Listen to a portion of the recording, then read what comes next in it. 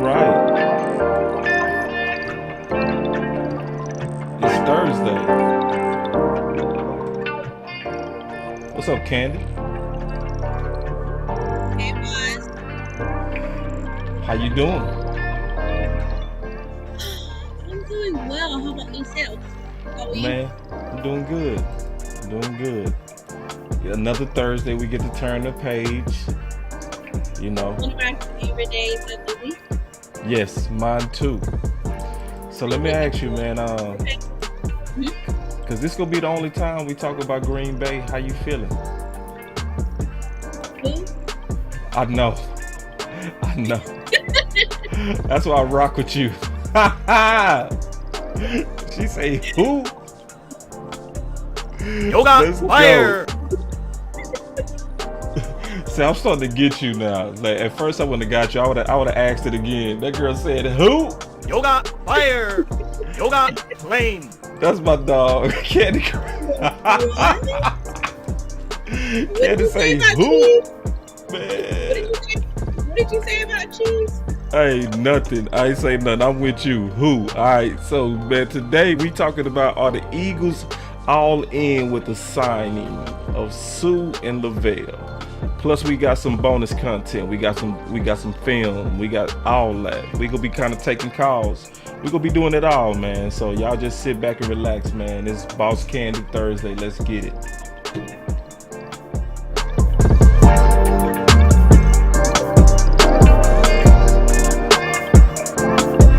Let's go, man.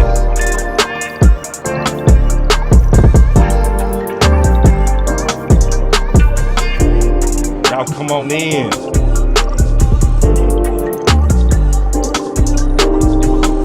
Go talk some football with Candy and Boss. Let's go. I see y'all, man, coming on in the building. Let's go.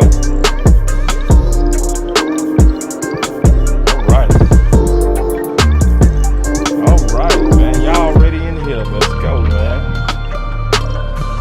Candy, Cedric coming in hot. Cedric said the Eagles showing the Cowboys they all in this year, no doubt. Man, we gonna talk about that. Yoga Thank fire. you. Yoga flame.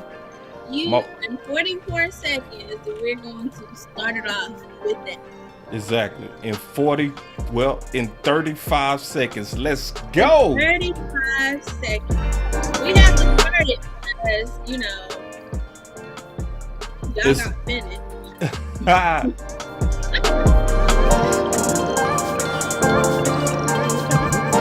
Let's go.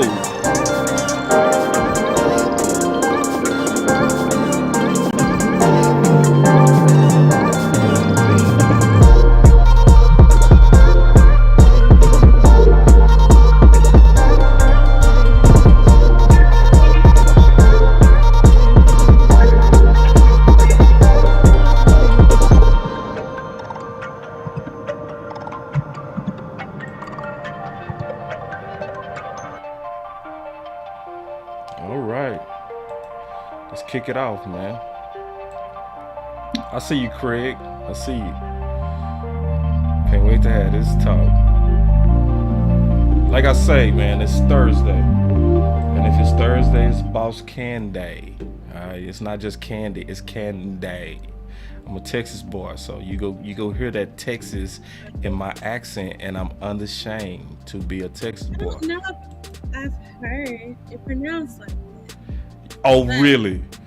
Yeah. I mean, I heard it. but see, but I'm It's from a actually almost a bit of a different accent, almost like a British accent. Candies. Candy. Yes, Candy. Yes, Yes. Candy from England. Yes. I can Well, fake that Candy has English some accent news. as well. Candy has some news for you from Philly.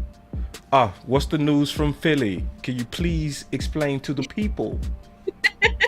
You didn't know I could do it. Oh, I didn't. Philly just signed Suh and Linval, defensive tackles, both of them. What do you think that means for Dallas Cowboys, and what does it mean for Philadelphia? Are we in trouble? Is this a panic moment? No. It's not a panic moment, and it's to me,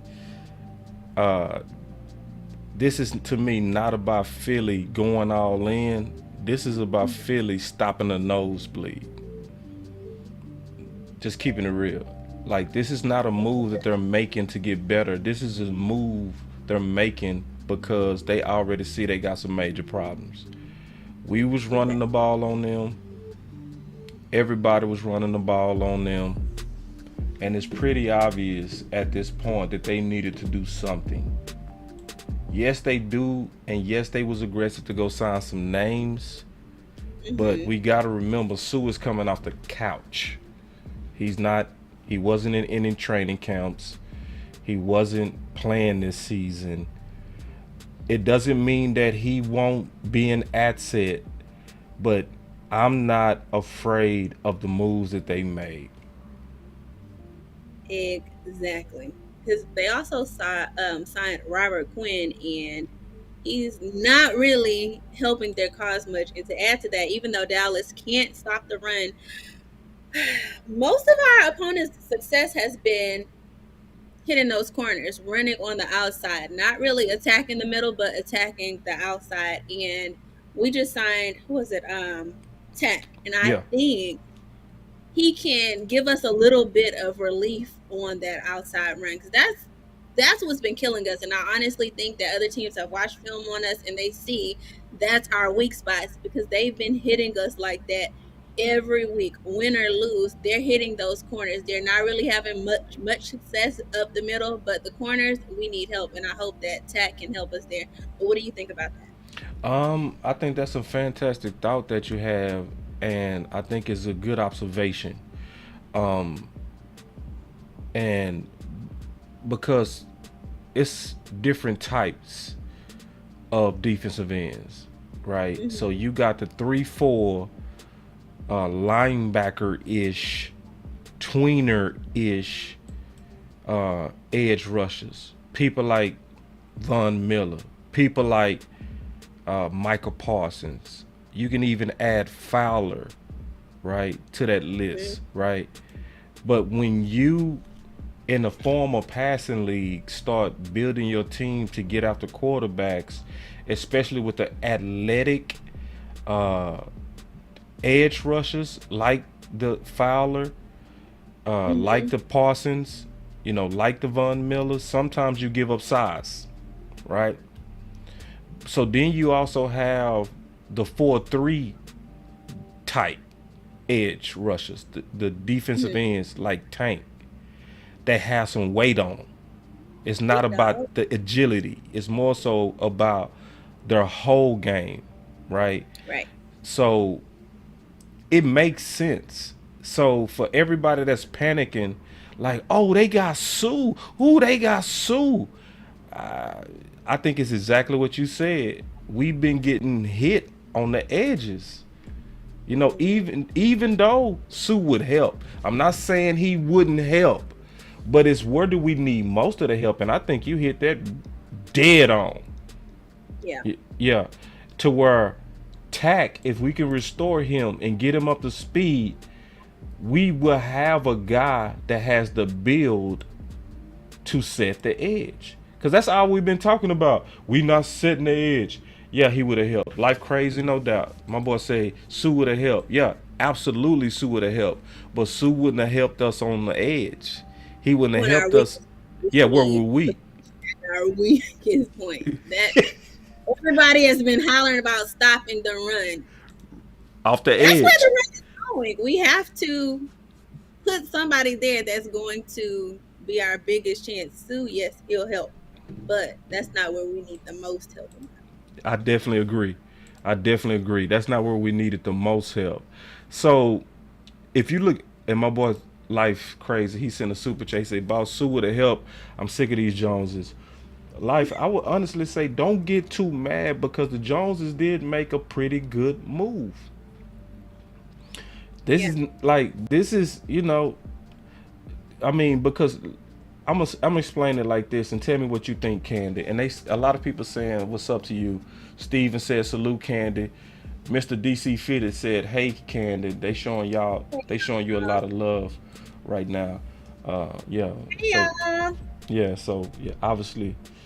But going back to what I was saying, when I look at the fact that Tack been through camps, right? He was on a team, right? He's somebody that's already in football shape. Plus, we already made an investment with Jonathan in the interior, right? So it's like, do we need two interior people, or did we need an interior person and somebody to set the edge? You know what I'm saying? So, you know. Answer number 2, please. You say what now? I said answer number 2, please. Right. That's just me. Now, some people, I get it. You gonna be angry, especially because we've been wanting Suh. I said I wanted Suh.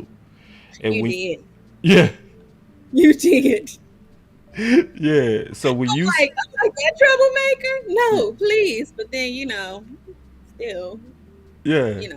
that is a bit aggressive too, so. Right. And see, and I love the point. I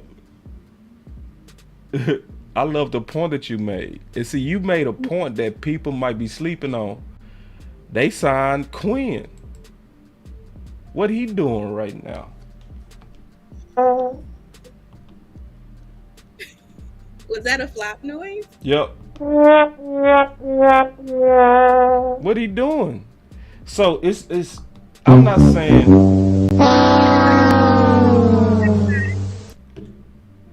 Hold on real quick, man. They showing a lot of love, Candy. Man, hold on. I gotta show you this comment. Hey man, they showing love over here. It's not to you this time, it's to us. Cause you see I'm getting jealous. You see I'm getting jealous. Like you was jealous over that turkey leg. I'm getting jealous at all this attention you getting. Ain't nobody saying me. Everybody like, hey Candy. I'm like, y'all speak to boss too. yeah, y'all speak to boss, man. You know what I'm saying? I know. Hey boss, what's up? Hey, can y'all say what's up to boss sometime? God damn. But anyway, my boy DC, he said, love Candy Queen. Oh, see, I thought this was us. No, this is just you again. He say, love Candy Queen, best on YouTube, and she know shit. Yeah, she know her ball. She definitely know her ball. Yoga fire. Yeah, but anyway. The plan here. What'd you say? I said, boss is the man with the plan here. Kudos to you, boss. Let me give you your flowers. Thank you for showing me some kind of attention up in here, man. They love you too, boss. They acting like I'm invisible up in here, Candy. They like, boss who, man? Let's like say, man, boss cowboy. That's who. You know what I'm saying? I know we got Candy in the building, but boss up in here too, man. I'm feeling all insecure, man. Oh, they say ladies first. I get you. All right, I understand. Ladies first. That is true. So, your boy, are you okay? Yeah, I'm all right. Your boy Micah Parsons, you excuse me. I sneeze. Sipping. Excuse me. Don't run my people away. Come on. I love you guys. Listen, I'm messing with y'all. Boss is being his Scorpio self right now. Hating. Yeah, I told y'all, man, I get jealous, man. So, man, y'all better show me some attention up in this mud, man. Please say hi to this man. Say hi to me, bro. I'm getting insecure. All right, but what was you saying? I said your boy Micah Parsons. We've been talking about the pass rush, Micah Parsons. Yeah, doing that for us. Yeah, you're right. Speaking of Micah Parsons, I did want to talk about something with stopping the run, right? And I brought this up in the final word. I think going forward, you saw it? Yeah. So I want to. Oh, we got us a big super chat. Hold on, real quick. All right, we got to stop. He's showing love. I appreciate it. Now I feel better. My boss say, love Candy Queen. Oh, no. Hold on real quick. I feel better now. He say, boss, your name speaks for itself, bro. Love you, bro. DC here. All right, thank you, bro. I feel better now. I was feeling insecure for a second, big dog. But What's your name, boss? hey, my boy Candy. Steven say, "Boss, cheers, thank you, bro." Now I feel like y'all care about me Hey, now. what Yoga about player. me? Yoga And claim. Sadiq would say, "You never spoke back." Sadiq, I apologize. There we Yoga go. player. All right.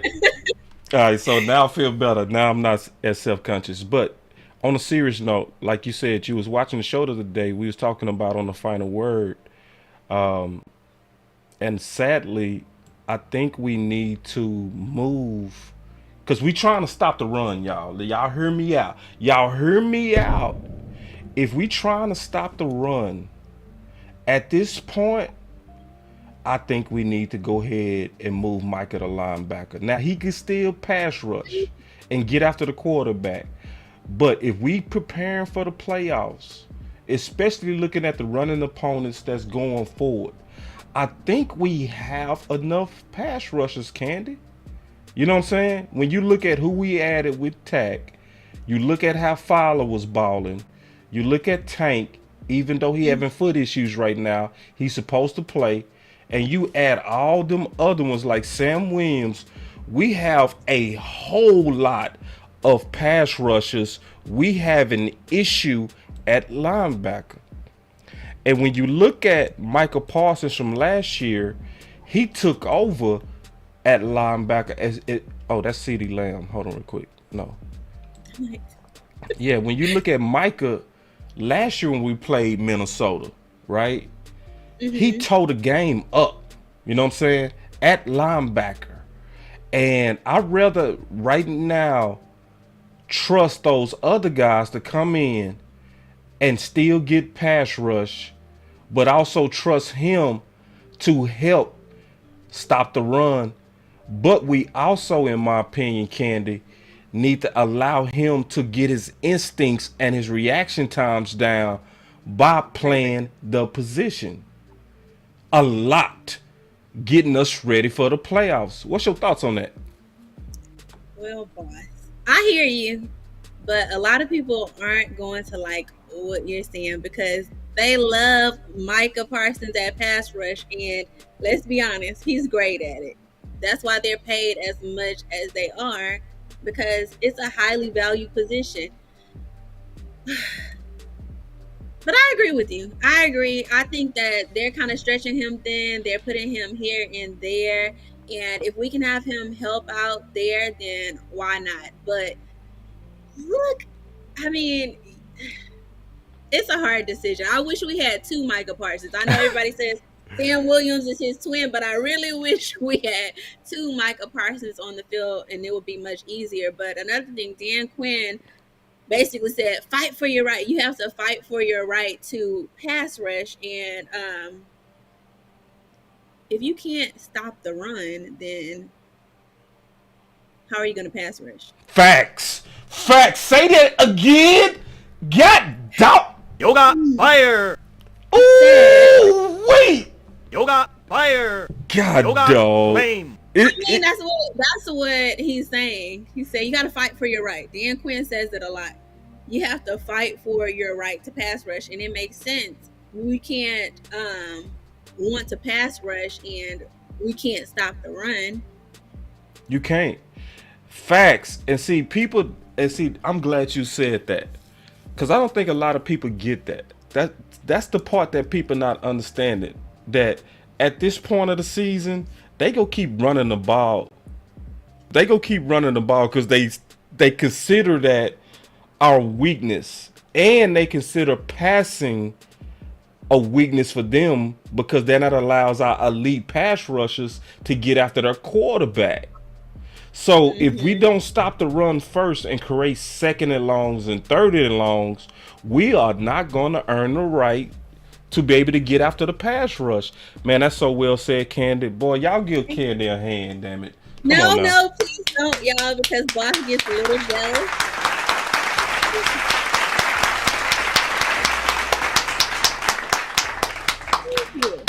Yeah, and so that's another reason why I think, and I didn't want to do this, Candy. I didn't. You know what I'm saying? Do it. I didn't. everybody know that been following Boss Cowboy Sports for a little while. Everybody knows that I've been saying that we needed to be aggressive at linebacker so that we can maintain the queen. And I was talking about Micah Parsons. So for people that play chess, they know what I'm talking about.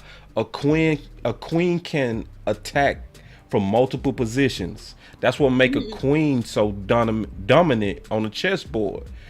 Now, because we have a linebacker deficit, we making him not a queen. We transforming him to a bishop or a knight, where he's dimensional. But we have to now. I didn't want this, but as of where we are, trying to prepare for the playoffs, I just think it's necessary. I also, because I know, go ahead. No, I was gonna say I don't disagree. I just, man, he's so good at that pass rush. Yeah, Beautiful. And I think also I saw more confidence when he was playing there. yeah, Those huge things that he was getting, we saw a more, not saying that he's not confident now, but we saw a more confident Micah Parsons. I feel like we saw a happier Micah Parsons, but we also know Micah Parsons has said many times in the media he will do whatever it takes to help his team win. Like when he had that hamstring issue in the middle of the game and he fought through that, came back out and got 2 sacks at the end of the game, basically helping us, get through that game. So we know that he'll do whatever it takes. So I'm not mad at what you're saying. yeah. And see, I want people to understand, Candy. Mhm. I'm not saying move him full time to linebacker. I still want him to. Because what you think of this, Candy? Mhm. Pass rusher is a natural position to him. Very much so. So if we need him to go back to pass rusher, we can do it in a moment. You don't have to think as a pass rusher, but you have to think and diagnose as a linebacker. You better give him a lot of reps at that position, because that position you cannot just throw him out there. Mhm. Because before he had this good game, right, versus Right. Minnesota, people got to remember when they first put him at linebacker versus New England last year, it was wump wump. It was wump wump. But the second game, after they went to the film and corrected his mistakes in New England, he came out like this. So you don't get at linebacker instant chemistry. You have to develop it. So that's why in my mind I'm like, man, we need to, That makes sense. yeah, Do damage control before the damage occurs. right. This exactly. Yep, do the damage because in the moment you can put him right back to a pass rusher in a moment. You know what I'm Right. saying? But it takes a little while to develop those linebacker instincts. Especially they've been moving them around. No, sit them there for a little while. I would say even treat them like a rookie, to where we're developing you. We're developing you. We might need you here in the playoffs. Right. So, Okay. And I mean, that's probably going to be what it is anyway. We need whatever. And I always say, we have the pieces to the puzzle. Our problem is putting the pieces in the right places to complete the puzzle, to finish it. And if we have to move Micah Parsons around to do that and he's okay with it and he's going to succeed in that position, then so be it. And right. Yep. speaking of, I know you're concerned about linebacker, but I am concerned about the public's perception of CeeDee Lamb. Mm. And I think he held his own against Green Bay. I think that he did better than people give him props for in that game. I think that people quickly, and I do mean quickly, wash away the good with the bad. I think that there was a lot of good in that game that went unnoticed because of those 2 interceptions, and we can't say both of those interceptions were fully on CeeDee Lamb. Those were 2 different. There were a couple of factors that played into those interceptions. The first interception, yes, I know they said he was supposed to cross-face with the receiver run in front of him instead of behind him. But honestly, I think he was just he wasn't focused in on that play. You can see that he wasn't looking. Well, I think he was confused. I went through that play yesterday, and Micah Irvin even said, "Oh, but can we take a call before we go there?" Oh yeah.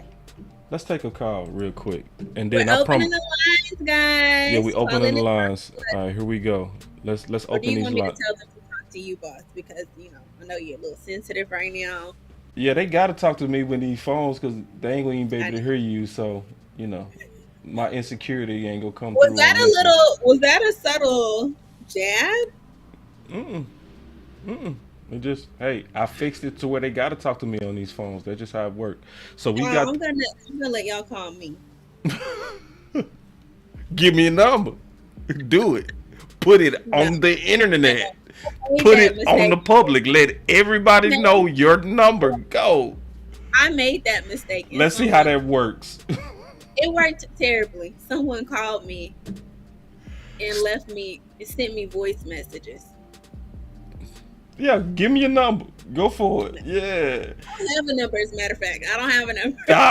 All right, so here we go. So we got the call line open. Y'all go ahead and call in on, you know what I'm going to do. Y'all know what I'm going to do. So it's 213-205-9022. 213-205-9022. All right, but getting back to what you was talking about with CeeDee Lamb, I think you're right. And let's talk about that real quick because CeeDee Lamb had a fantastic game. Like let me go back real quick, because you're right. It is a lot of focus on the interceptions that happened because he didn't cross the face of the safety. All right. But when you look at it, he had 15 targets, 11 receptions. He banged them for 150. With 2 TDs. That is definitely number one number. Thank you. Fire. Thank you. Well, that says a lot because last week it was to be questioned. So, and I'm not questioning. Let me just explain this. I'm not questioning if he a number one. I'm questioning, is he an 88? That's the question. See, he's a number one to me. He's a lower tier number one. All right. Look at this. Yeah, he's balling. All of this went out of the window with those 2 interceptions. I'm like, are y'all serious? Are we watching the same game? But that's typical, Cowboys fans. We have to find somebody to point the finger at, but he's not the one. Oh, wait. Yeah. I'm sorry. No, but you're right. Nobody talking about this and the game that he had. You right. Like nobody is talking about this game, and this was his best game ever. So, and this is the one thing I want to say to your point as we just kind of letting his plays roll. And I'm going to talk about this play real quick. I'm going to come back to this play because I'm going to talk about why I don't like that play. Even though he scored on it, I'm going to come back to that play. Y'all. But I want to talk about something real quick with Candy. And I'm going to come back to that play. I love this game. And I feel your enthusiasm on CeeDee because I think he needed this. Yes. This is a confidence game. Some games need to be those games that let you know that you can be that guy. Right. And that goes a couple of shows ago when we still had Cooper Rush in. I said that I liked Cooper Rush's praise or basically patience with the receivers, especially CeeDee Lamb. CeeDee was down on himself about one of the plays, and Rush was like, I'm going to keep passing to you. Everybody's like, what are you going to do? CeeDee, I'm going to keep passing to you. So I think confidence is a big factor. I don't think that the skill set isn't there with CD. I don't think that he's not capable. I don't think that he's not a number one wide receiver. I think that a lot of times with that big pressure, there's a lot going on in your head. And sometimes it looks like we saw in that play, everyone says, he ran the wrong route or he just wasn't paying attention. That was a head mistake. That was a mental mistake. That wasn't a skills mistake. Right. And I came to this last night. I still don't blame him for that. I blame Kellen Moore for that. Because Yeah. see, even the playmaker said that the defense won on that. Because the They use a gen- playbook. the genius thing that Green Bay did is they was like, okay, we know y'all run option routes. So we can't trick your quarterback. He a 7-year vet. But if we can trick your weapons and show them looks that they're not familiar with, we go get the same result. Right. That's smart. That was just smart. They gave both plays a look that Schultz and CD wasn't familiar with, and then they gave CD a look that he haven't seen. So if you running into a coverage that you didn't see and if you've never practiced against it and they sprung it on you, you go hesitate. Right. So why would I blame CD for that? That's not CD. That's the preparation. That's, if they showing you a look that you never saw, then your coach didn't prepare you. That's one. Number two, we shouldn't be doing option routes anyway, in my opinion. Just my opinion.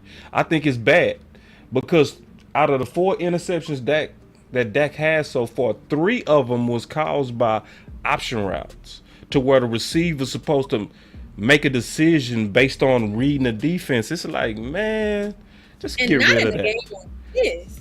In a game like this, you can't do that. Right. Right. There should be some adjustments made there. What do you think about the second interception? That was a sloppy play. That was Yeah. Yeah, I mean, the same I'm not thing. saying- The setup was just, It was sloppy. it looked like they were meant to collide.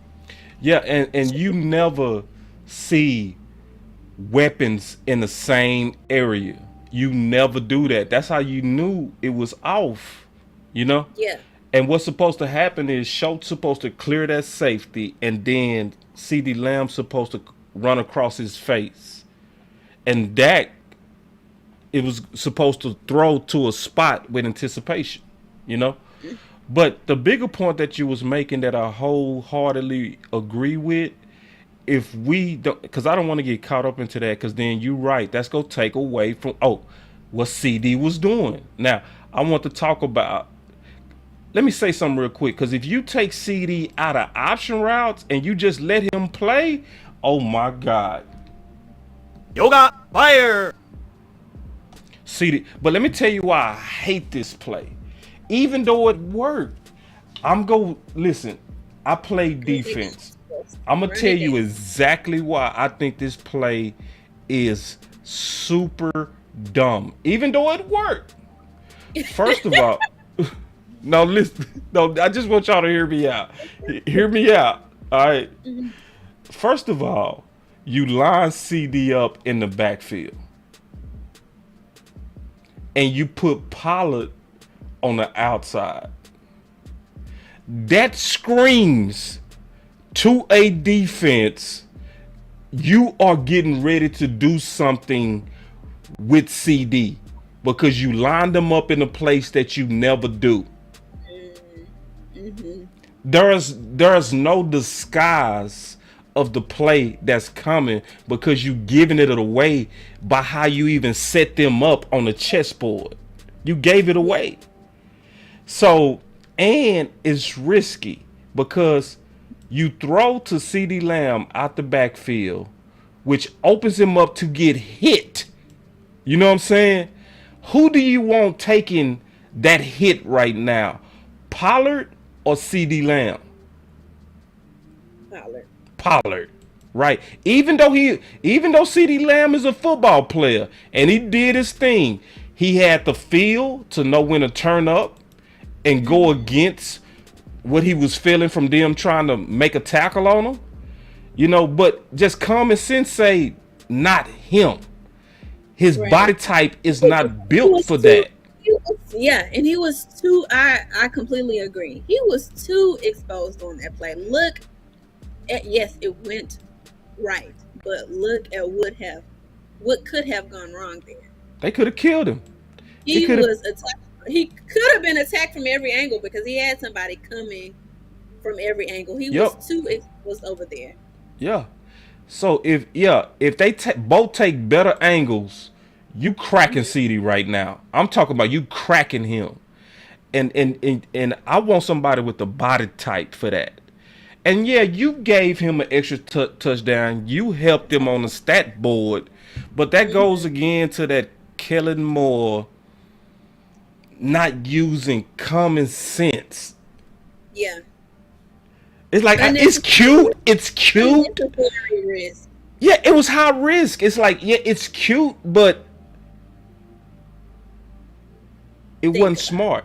It's like you gave it away first. Like I promise you, if I was playing the defense and I saw CeeDee Lamb in the backfield, I'm like, man, they finna run a play with CeeDee. I'm locking on them. You know what I'm saying? Because they don't do it. They got Pollard on the outside. I'm like, oh yeah, they finna go to CeeDee right here. They tipped it. So I'm glad it worked. But that doesn't mean it was smart. It was very, very...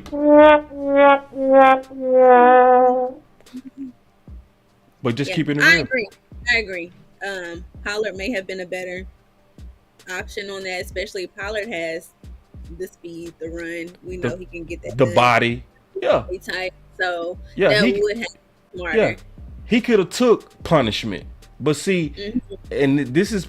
I'm not liking this, what they doing, because see, CeeDee Lamb was talking about the well back. See, because what we taking that concept from San Fran.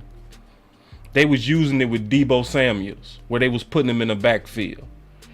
But see, the difference between Deebo and CeeDee is the body frame, the body's... Deebo could take punishment. CeeDee Lamb, no. So it's just stuff that where Kellen Moore is showing more and more that he is coloring with crayons, and I mean it. It is very, very... Yeah, he is a kid.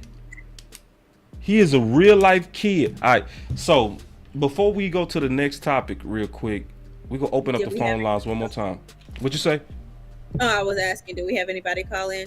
Nah, they scared, man. I got the call line open, and it's a freestyle. What? So y'all not even calling in. I don't even know what's going on with y'all today. We got the phone lines open, and y'all not calling in. But and you can freestyle. You can talk about whatever you want to talk about, and me and Candy are gonna change the subject to what you talking about, and y'all still not doing it. But this is what I'm gonna do. I'm going to turn the call lines back off and we go keep talking. Let's go, Candy. All right, here we go. It was something that got my attention because I know that CeeDee touched your heart. You know what I'm saying? But I want to play something. Okay. And we go talk about this real quick. Y'all give me a second to set this up because I peeped something in this Mike McCarthy interview. To me, that's very pivotal, and it's from today. All right, so y'all give me a second. I got it set up. Here we go. And the link is in the description. All right, so I want y'all to check this out and really listen, because to me, this shined a light on something that is very important. So check this out. Listen. Expectations for today, and beyond that, you've gotten 300-yard rushing games out of Tony this year. But you obviously feel like you're at your best when you have both those guys. What is it that you really lose or need when you don't have Zeke? So he asks, what do you lose or need when you don't have Zeke? I definitely agree with your point.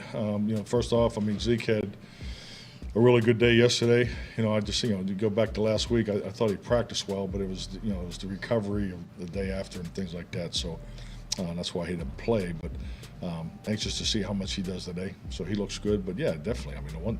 the 1-2 punch, or whatever, how you want to phrase it. I mean, and I say this all the time, I just cannot make the point strong enough. I mean, when you can line up and call plays and not worry about who's in the game, and you have your full menu, and they're two of your best players on offense. I mean, these guys need to touch the ball. I mean, he say these guys need to touch the ball. He talking about Zeke and Pollard. That's also talking to Kellen Moore, and he said, "I say this all the time." Now the next part, y'all get ready, cause I heard something that I ain't never heard before. Listen. And they're two of your best players on offense. I mean, these guys need to touch the ball. I mean, that's one of the things I focus on during the game. Make sure these guys get touches. I ain't never heard that. See, we've been saying that Mike McCarthy been keeping a chain on Kellen Moore for the first time he publicly said it. Listen. And they're two of your best players on offense. I mean, these guys need to touch the ball. I mean, that's one of the things I focus on during the game. So during the game, Mike McCarthy is saying that he basically keeping a sheet, and he's keeping up with how often Zeke and Pollard are getting the ball.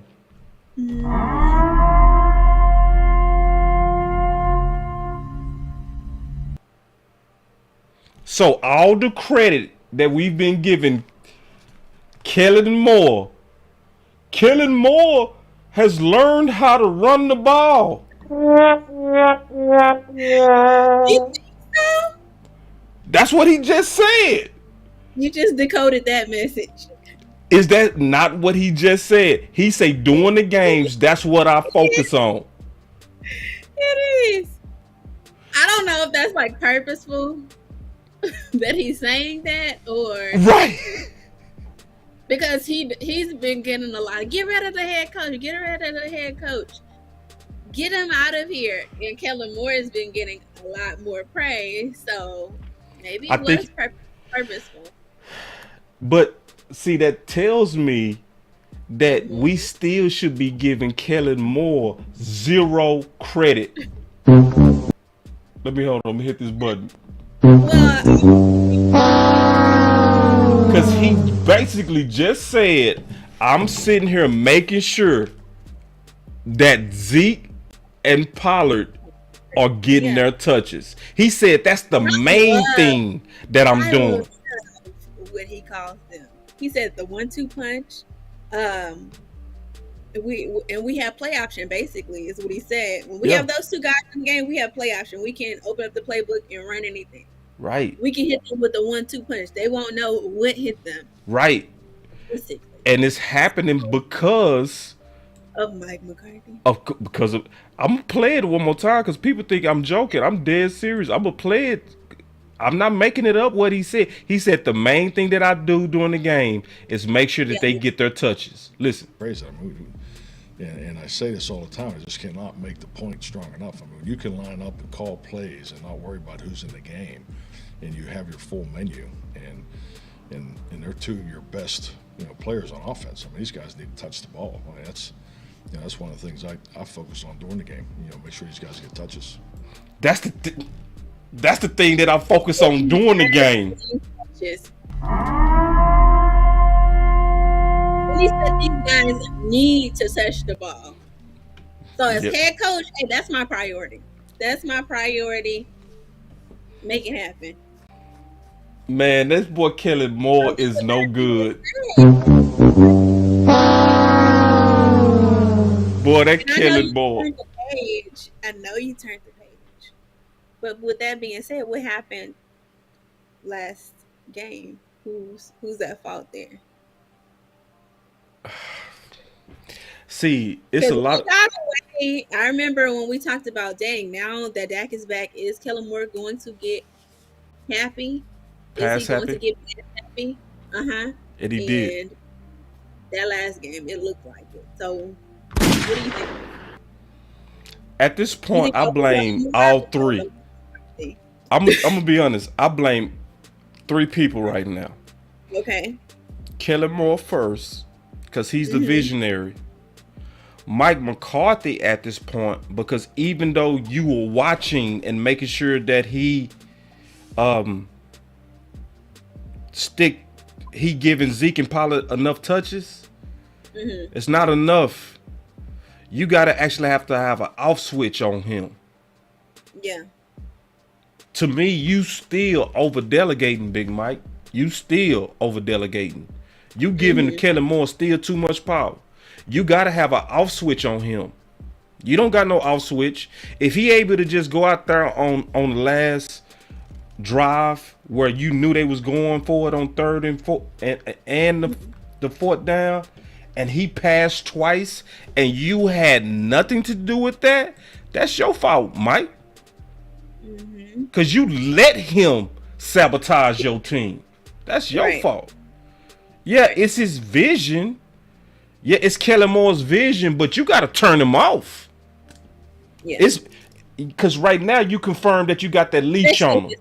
Especially if it's not working. Right. And it wasn't working, Candy. During that game again like that, we can't risk it. And if you see a red flag in a game like that, you don't wait for the next red flag. You cut it off at the head and say, okay, no, this isn't working, and it's not going to work in this game. This is my team. Yes, I know, you're calling the plays, but really, I'm calling the plays. Run the ball. Can y'all give Candy a hand? Can y'all give Candy a hand over here? God, dog.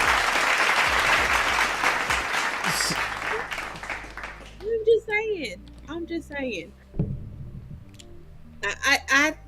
I thought it was obvious during that game, and it should have been obvious to stop, but it just was like watching a bad movie. It just kept playing and kept playing. When does it end? When does it end? Not to talk, I didn't want, not talking about our players, but who's behind this play calling? And then I heard some people saying, oh, Dak took that up on himself. Dak was doing that. No, absolutely not. You need to go back and watch the game. Absolutely not. No, that wasn't Dak. But I also got to hold Dak accountable too.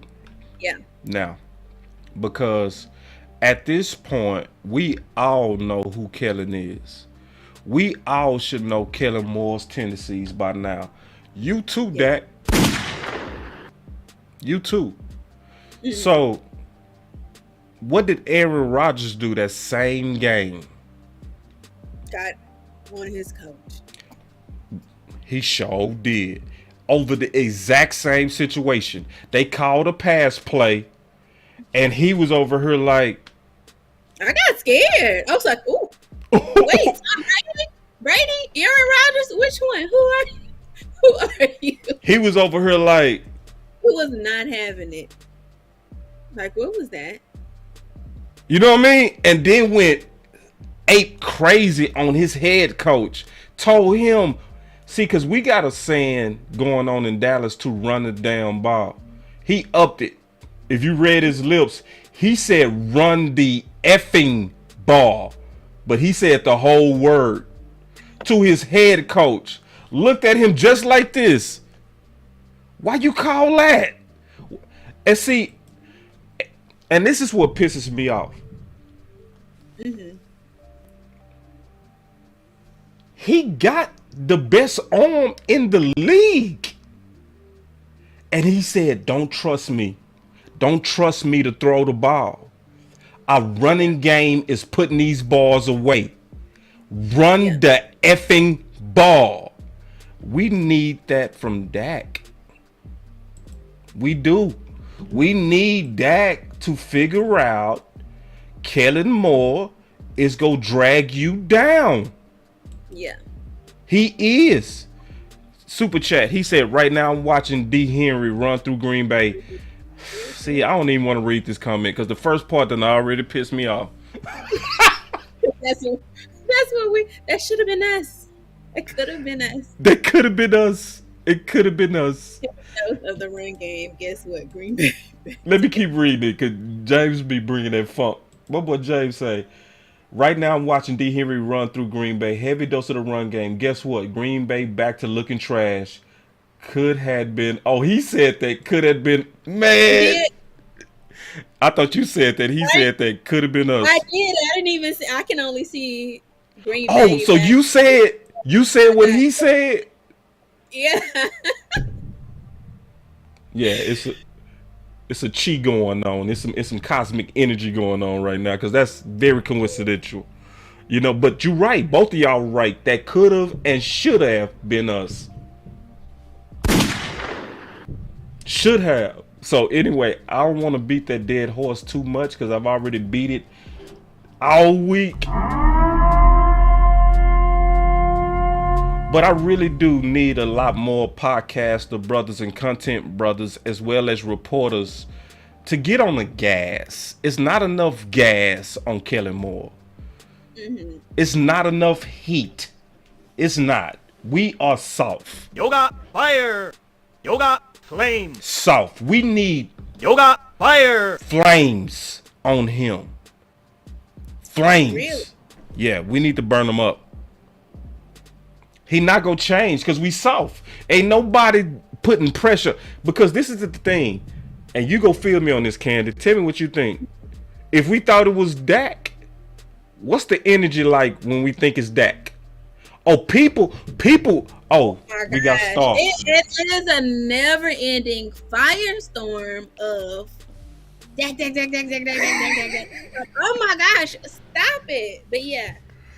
Let me call Star, because Star, on this very subject, Star, when she got into it with, not got into it, she said she had a back and forth on Twitter with Kurt Warner. Let me call Star real quick. Okay. And then we can leave the past in the past. And yeah, we'll leave the past in the past. Star. Hey, what's up, boss? What's up, man? So what happened? I still never looked. What happened with you and Kurt Warner? Can you please explain?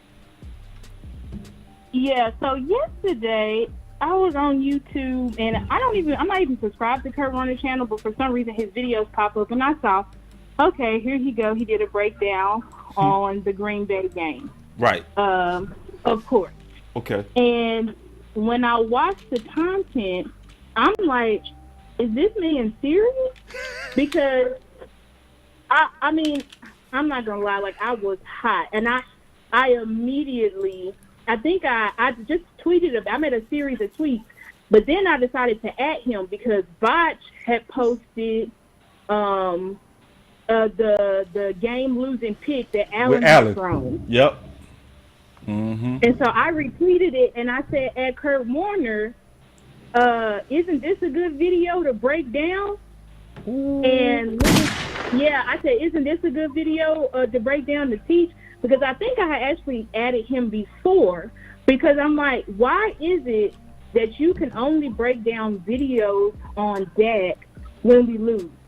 I'm like, the last time you broke down a video on Dak that was solid was literally the Dak gets paid video, and he made like 2 videos. But literally last year, I don't think he might have made one after Tampa. I'm not sure. I'm going to be honest. But literally we went 12-5 last year. There was plenty of games that Dak had, like even the New England game. Like, why wouldn't you break down that video where Dak pretty much played lights out? Or you can even do the Raiders game where Dak pretty much played lights out in that game. But he didn't break none of that down. But as soon as we lost to San Fran, then he made that hour-long video about all that went wrong and how Dak didn't hit his receivers, Dak didn't do this. He also kind of targeted Kellen Moore in that video as well with a lot of the weird concepts. But literally on this Green Bay game, and it's not. And if you watch all of Kurt Warner's breakdowns on different QBs, like you can I posted it on my page today. I'm like, look at the difference from when you can just tell from the title of the videos how he views certain quarterbacks. Like he literally got titles about Kirk Cousins elite and Jalen Hurts really stepped up against the Texans and all of these things. And so he claims like, oh, well, in my videos, it's all the same. But I'm like, it's not the same, Kurt. Like, you break down videos and basically are pointing out all the things that they've done well. You might say, oh, I didn't like, he may have missed a throw here or there.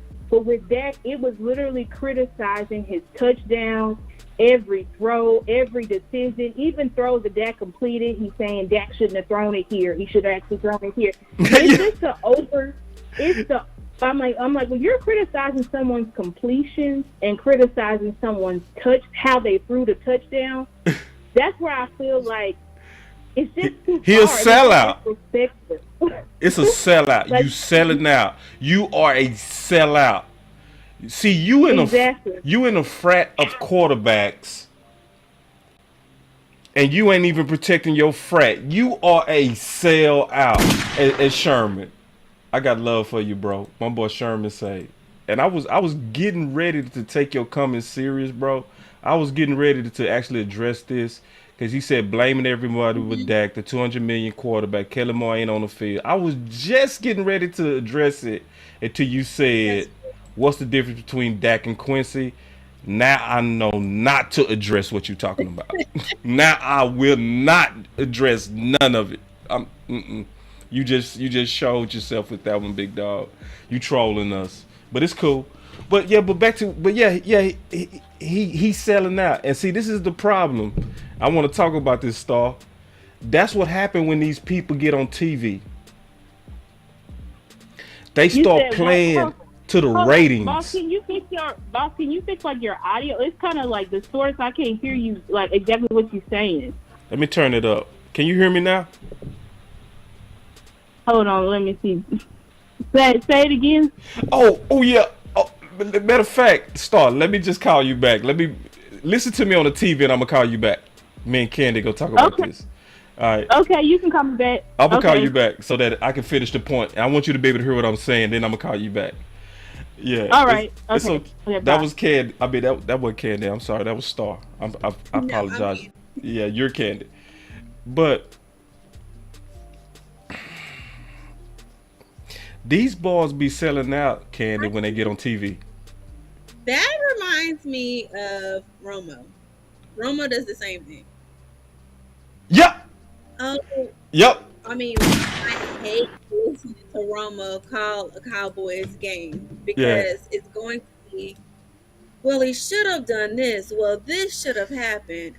Well, if he would have done that, that was a good play. But it's like, why can't you just bask in the greatness? You didn't handle business when you were our quarterback. We didn't make it to the Super Bowl. So to me, you can't count yourself as one of the greats. You can't say that you've done all of these things when it didn't lead us to the promised land. So how can you sit here and criticize Dak and say, oh, well, he should have done this throw better.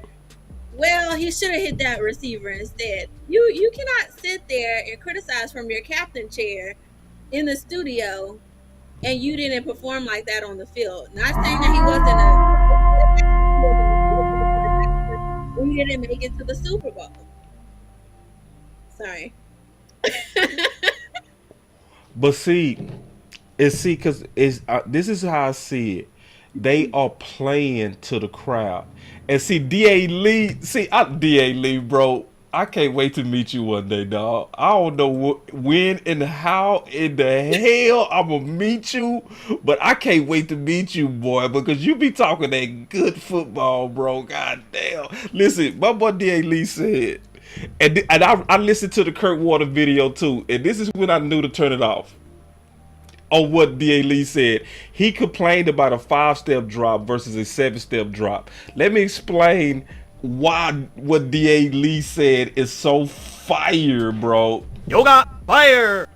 Because I gotta explain this. See, because I understand this because I had a coach who was a West Coast defensive coach. So he used to teach us how to counter quarterbacks, right?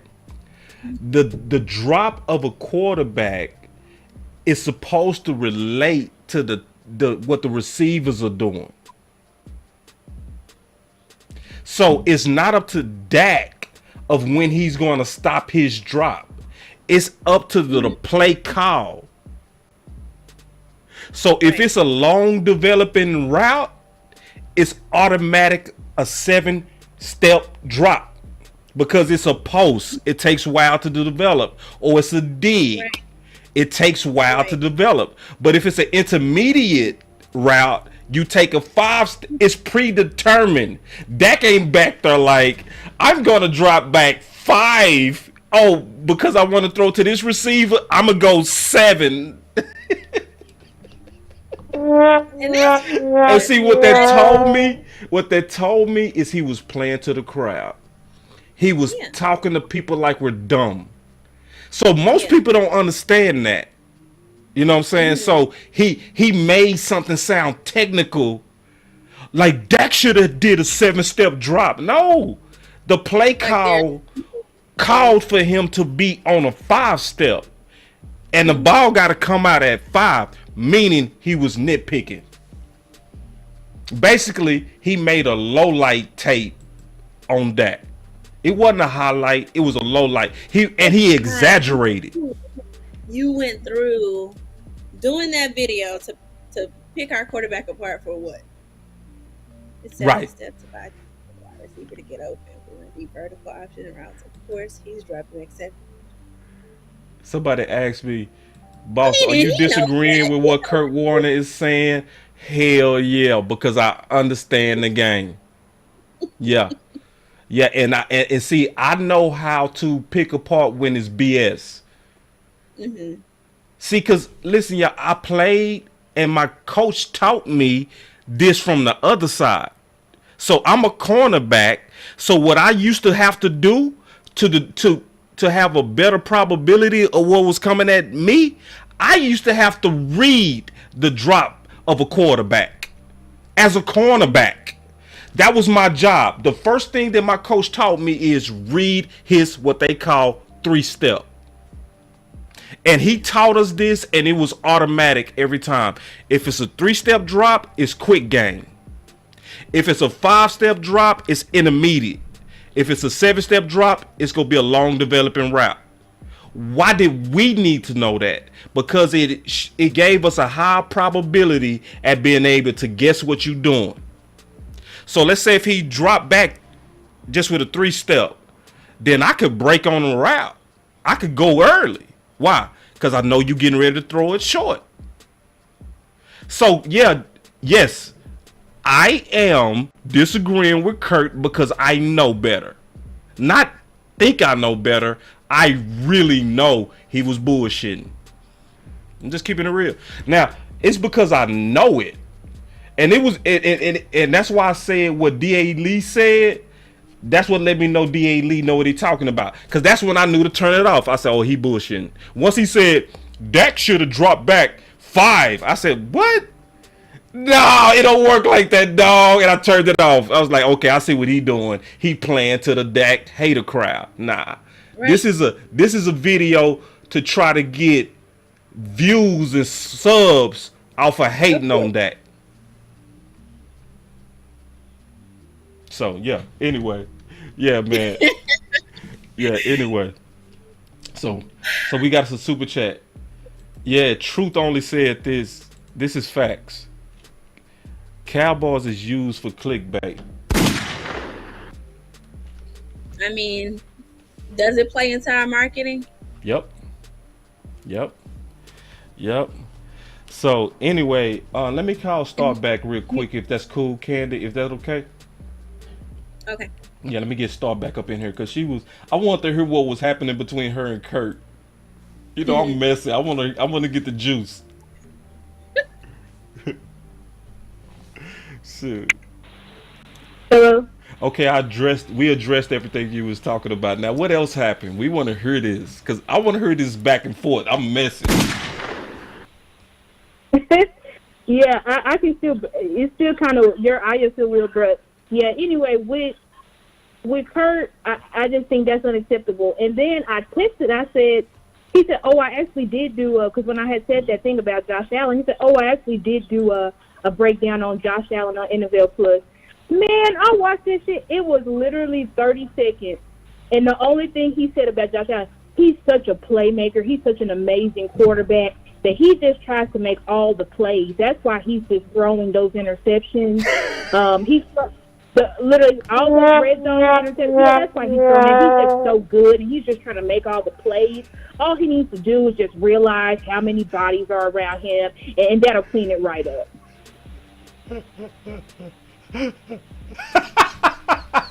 It is a complete bias, and then he wouldn't ever say, "I think Dak is a good quarterback." When he was responding to me, he just kept saying, "I never said Dak was bad. I never said Dak was bad," and then calling Dak, "Oh, he's your guy. He's your guy. That's why you're upset." And I'm like, it has nothing to do with that. I said, you've made positive videos. I watched his breakdown on Derek Carr when they literally were held scoreless versus the Saints. The entire time he's just saying, "Oh, look at this scheme. Oh, Devontae just couldn't get open here. Oh, Derek Carr, he actually does a good job here." Like, if you watch all the rest of his videos, with Aaron Rodgers throwing 3 picks versus the Lions, "Oh, it's okay with Aaron. He threw a perfect throw. It's just these defenders. They just were making good moves on Aaron." Like, that's what I'm trying to say. Now, when it came to, he did do a breakdown on Brady, and I did watch a little bit of that, which I could understand why he would be hating on Brady because he's the GOAT, obviously. But, because his whole video on Brady was Brady has regressed, and he's just missing good throws and all these things. But when it came down to Dak, I was like, this man literally, just like you said, just like Ken said, just like True said, I'm like, as you were watching, you realized it was clickbait. And at the same time, why are you making a 50-minute video on a quarterback where this is only his fifth game of the season? All these other quarterbacks, even Brady's video, Aaron Rodgers' video, they're only like 20 minutes, 30 minutes. He spent 50 minutes scrutinizing every single thing, every decision, every step, every this, every that. And then immediately when he opens up the video, he says, "Oh, I think Dak, he's definitely suffering from his thumb. His thumb is off. He's definitely favoring his thumb. You could tell the whole game." I'm like, nobody said that. Yes, the ball was flying weird out of Dak's hands for some reason, like the first couple of series, and I tweeted that. But to literally say, "Oh, Dak was favoring his thumb the whole time, and he just seemed like he's just off," like, you could tell that shit was clickbait. And I was like, that's why I was like, this is ridiculous, because literally in the offseason, Dak said that he had talked to Kurt Warner. He had talked to Suh. I don't know if that's real or not, but I feel like these guys, and Romo, just like Candy said, and y'all be prepared on Sunday because it's going to be awful. Romo going to be praising Kirk Cousins like he's Patrick Mahomes. Every throw he makes, even if it's 10 feet in the air. Just like you said about Allen today. You said, now, what if Dak threw a pass this high and wide open to CeeDee, and he had to reach all the way back behind his head to get the ball? You see, nobody said nothing about that. Nobody said how. And Kirk Cousins was doing that crazy throw catch that Justin Jefferson made. He threw it to Jesus. Was better than OBJ. That was a super ridiculously inaccurate high pass. But nobody cares about that. But you watch on Sunday, every pass that Dak misses, every mistake, Romo is going to harp on every single thing. And you know what? I was like, what's sad is, it's like what I do wish, even though CeeDee tore shit up on versus Green Bay. But what I do wish sometimes is that Dak had these all-world wide receivers like Patrick Mahomes has, like Josh Allen has. Because if y'all look at Patrick Mahomes' completion percentage and shit like that, I was thinking the other day, I was like, do y'all know how many times Kelsey bails Patrick Mahomes out? Like, he literally runs from one side of the field all the way back just to get a completion. Like, you have to realize that they're playing with all-world talent.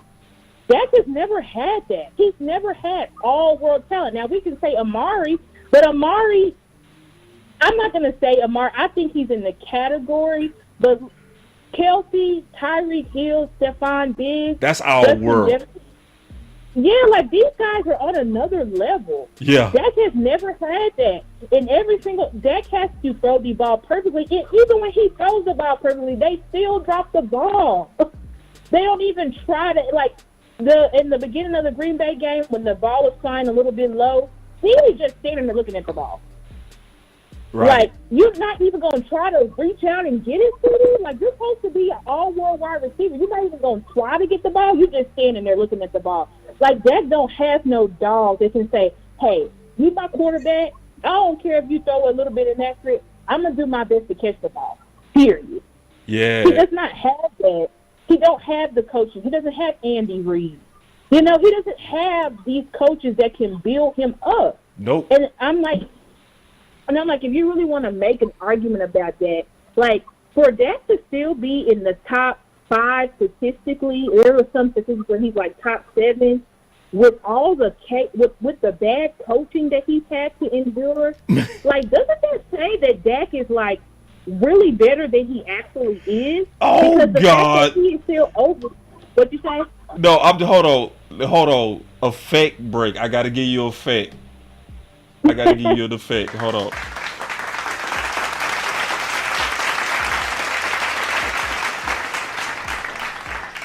Oh, I love our women fans. They are so, God, don't keep talking.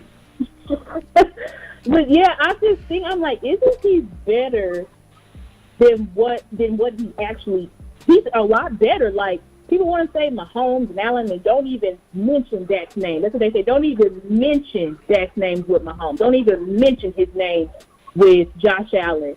But these guys are in systems that are predicated to them, that play to their strengths. Not only do they have a system that's predicated to their strengths, but they also have had Patrick Mahomes for his entire career has had the fastest wide receiver in football and the best tight end in football. People are saying Kelsey is the best tight end in NFL, close to NFL history. Yep. But y'all are literally, Dak has never even played with the same receiving corps for more than 2 years. But people won't talk about that.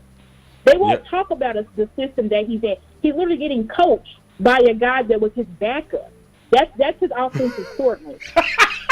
Wait. Like, Effect. Hold on. I gotta give you an effect. I gotta give you a couple of them real quick. Be patient. Bruh. Finish it. Bruh. Finish it. Bruh. Finish it. Bruh. Finish it. Alright, go ahead. And I was talking to my brother the other day, and he was trying to tell me, like, oh, it don't matter. He was like, nah, it don't matter the system that he in. Like, Dak, he got it. Because my brother, he's not a Dak hater, but he was a super Romo fan. And I think he likes that, but he just doesn't believe in Dak as he believes in Romo, like a super Romo fan. And he was saying, like, well, if Mahomes was here, he would be just as good. I'm like, you think if Patrick Mahomes was coached by Kellen Moore? Wait. I don't mean to cut you off. We got us a big super chat. My boy threw $20. He said, in this game, a defending moment, D. Prescott. Is this game a defending moment, D. Prescott? Defining?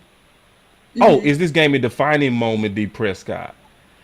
Hey, I don't understand the question, bro. With that much money, put another comment because I want to make sure I understand your comment because we're going to address that. That's $20, big dog.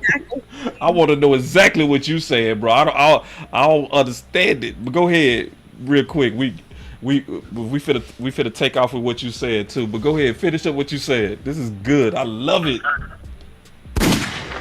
Yeah, I think he's talking about this Green Bay game. But, yeah. And I just think that, but he was trying to tell me, like, oh, it don't matter about coaching.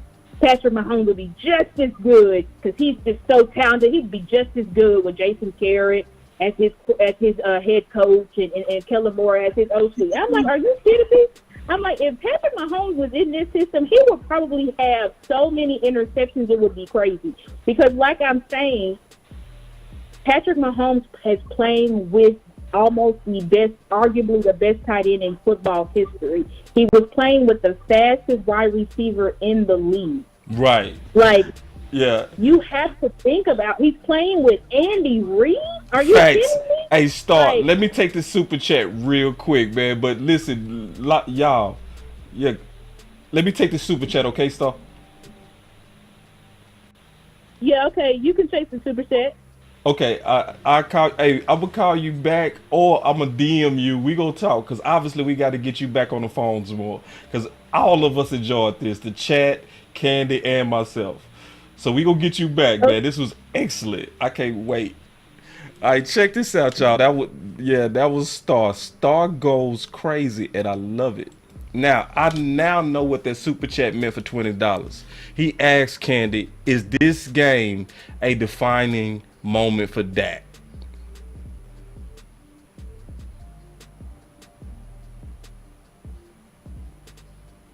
Me? Yeah. Which game? This game. The Packers game or the Vikings?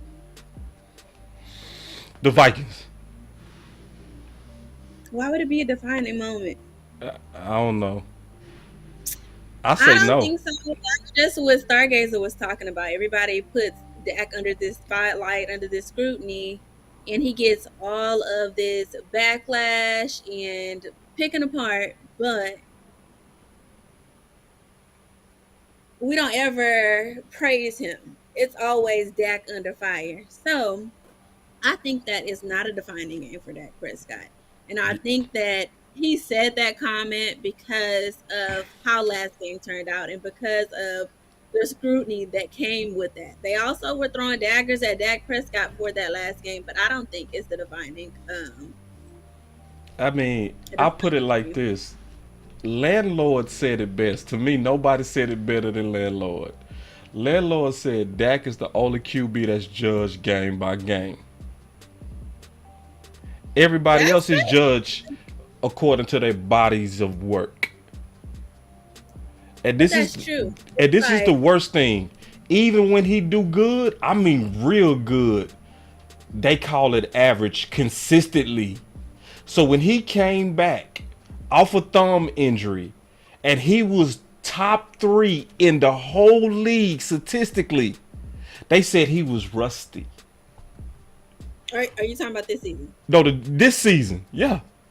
Yeah, they called it rusty. Remember when he first came back, we did our show, and I'm like, look at the throws that he's making. Nobody's talking about the throws that he's making. People said he's not going to be the same. Oh, Russell Wilson had that same injury, and Russell Wilson isn't the same. He's not going to be the same. He's not going to be able to throw the ball the same way, and he absolutely is able to throw the ball that same way. But you're right. People judge him game by game. And a lot of people aren't like people are Tom Brady fans. They love Tom Brady. He can do no wrong. But Dak, I feel like Dak doesn't have those type of fans. There's not a lot of fans that, I just love Dak. It doesn't matter what he does. Either they're online saying they hate him, and then the next minute they'll say they love him. Yeah, and see, and actually, I'm gonna change that. I don't think Dak is judged game by game. I think Dak is judged according to every bad game because they ignore his good games or they devalue him. True. So when he balling out his mind, they say stuff like, but that was garbage yards. Mm-hmm. Somebody else will throw for 400 and they'll say, we've never seen a game like this. This was the game of the year. Dak on pace for 6,600 yards before he hurt his ankle, and they was just treating it like anybody could do it. And they always do that. And my question is, if it's garbage yards, why do the losing teams still don't have a bunch of quarterbacks with a bunch of yards? Because if you losing, the other team, according to y'all theory, is supposed to back off the gas and just give you easy yards. But they don't. Give yourself a sound effect for that one. Let me clap for me. That's fact. And I'm gonna give myself a profile. You know how you be profiling? I'm gonna give myself a profile. Yeah, but That's facts. So, I'm just glad that we got, because Boss Cowboy Sports is the place, and Candy, her channel, both of our channels are places to where we go talk common sense about that. It's plenty of places to where people go lie, Yeah, and listen, my boy Jay said, and I'm gonna take this, bro. I'm gonna take this. This is a good question. I'm gonna answer this for you. You said, boss, question: when was the last time Dak won a big game? First, define big game. I need to know what you're talking about with a big game. Are you saying had a game-winning drive or a big game? Because to me, one of his big games was New England. That was an extremely big game up there to beat them and put over 400 yards on Belichick defense. That don't even happen, big dog. You know what I'm saying? That was one of the last times he really had a real big game. But I want to say something about what you said. When was the last time Dak won a big game? Actually, let me correct that. Never. Dak has never won a game by himself. I knew you were going there. Yeah. So never. So when is the last time Dak won a big game by himself? Never, because teams win, not quarterbacks. Right. So that's the answer Just to that. Lose, not quarterbacks. Right. So Night Train with the super chat, he said, I've always seen Dak as a Super Bowl QB, but he needs to stack some big wins. Yeah. I mean, same thing I'm going to say to you, Night. It's not him that stacked the wins, it's the team. Everybody. Right. Because y'all do know it's a such thing as him doing his job and somebody else not doing theirs. And Jimmy Johnson made a good point. Jimmy Johnson said, again, they put Dak under a little bit of fire. And he said, well, he has to have a supporting cast. And I partially, agree with that. I think he has a supporting cast, but everybody has to be in accordance. Everybody has to be, on the same vibe. So that's facts. Look at my boy D.A. Lee, man. D.A. Lee was like, boy, I was ready for that question. My boy D.A. said, we beat the Chargers versus Herbert, beat the undefeated Panthers before they fell off a cliff. We beat New England in Foxborough. We beat the Saints at home. We haven't won there in over 2 decades. But don't get D.A. Lee started.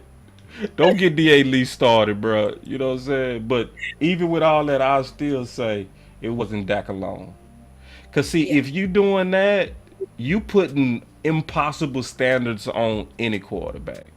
It's not that quarterback problem. It's your standards. It's nothing wrong with your wife because she's not Halle Berry. It's you. Right? There's nothing wrong with your wife because you're not Halle Berry. It's your standards, dog. My wife, she alright. She okay. She not Halle Berry. That's what some of us doing with Dak. I like Dak and all, but Mahomes, he would. I like Dak. Dak good, but Aaron, it's like, why every time we critique Dak, we compare him only to GOATs. We don't say. You kind of answered your question though. Right. Why is that? People see his greatness or potential, but they're not going to say it. Nah. We're not going to say we're comparing him to the greats because we see that he possibly could get there. They're just going to say, well, he's not doing this. Right. He's not an Aaron Rodgers. He's not a Tom Brady. Yeah. And so, listen, y'all, I ain't going for it. You know what I'm saying? Dak is a top 5 to 7 quarterback that is good enough to win it all. Period. Sometimes he the best quarterback in the entire league. There are games he is the best. There are certain games. That's what I tend to think about. Yeah. When I think about the capability. Right. What we've seen him do, what he's capable of. I guess that's what I mean when I say his capability. It'd be some games Dak's so hot. It'd be like, Ooh. Right. It be some And games. He that's be everybody loves him, but even still, they'll say Dak had a great game, but they still don't give him his flowers. Hey, look at this. I want to move off of Dak real quick if you don't mind. Yeah. Uh, Bobo says, "Stop the cap, boss." No, it's not cap, bro. This is easy, bro. When Dak threw a perfect passing rating versus the Giants in 2018, that was the best game that a quarterback played that year. That was a perfect game. If you don't know, perfect passing rating is 153. It was only two quarterbacks that year that did that, Lamar and Dak. So I'm speaking very accurately that there are certain games to where he throws it better than anybody in the league. Perfect games. 153 is a perfect passing rating, and only a few quarterbacks have done that in the last 2 years. Dak and Lamar are two of those. But who cares about us? Yeah, by facts. Yeah, you're right. And this is check this out on Harold Jones. Check this out. And I'm gonna take your advice, Harold. He said, "Boss, you must separate the true Cowboy fans from the front office Cowboy fans. They're up." You right. So let's move on from that because we gonna be debating people all day because a lot of people once they got their mind made up on something, it's hard to get them off of what they really think they see. It's all good. So anyway, All right. we always deal with these Matchups. matchups. He said we were getting off of that, but we're about to get right back on them because we have Kirk Cousins versus Dak Prescott. We finna get right back on. All right, so matchup time. I like this matchup though. Yeah, okay, Kirk so talk about Cousins. it. Hold on, we got us a super Kirk chat Cousins. real quick before Okay. we get into it. My boy Yeah, Anthony. I was in my momentum. Okay. Dak L's is the big. Dak's L's in the big. The D giving up huge rushing yards. Yeah, no doubt. Yeah, we messing up on them rushing yards. And appreciate the super chat. Kirk Cousins versus Dak Prescott. All right, let's go. All right, Kirk Cousins has an arm, a slinger, and he's a risk taker, a big risk taker. Some people see that as a problem for this game, but I don't. I see it as fuel to Dak's fire because I think of Dak. Me personally, I think of Dak the same way.